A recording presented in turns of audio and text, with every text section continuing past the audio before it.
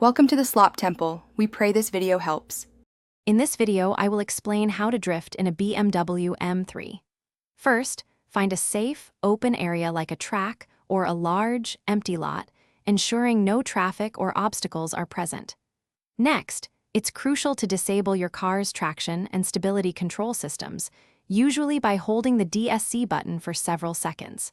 This allows the rear wheels to lose traction. Make sure your BMW M3 has good tires and proper inflation for optimal performance and safety.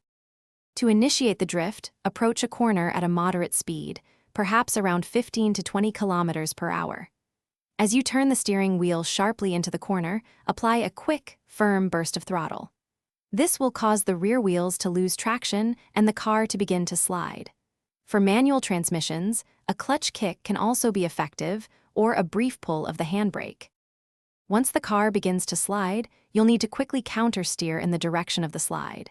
This means if the rear is sliding left, steer left. Use the throttle to control the amount of wheel spin. More throttle increases the slide, less helps regain traction. Keep your eyes focused on where you want the car to go, looking through the turn. It's a delicate balance of steering and power to maintain the drift. To exit the drift smoothly, gradually reduce your throttle input. As the rear wheels begin to regain traction, slowly straighten the steering wheel, allowing the car to align with your desired direction. Avoid abruptly lifting off the throttle, as this can cause the car to snap back and potentially spin.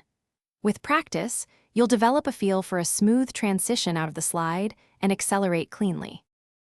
Thanks for watching. Consider subscribing if we helped you.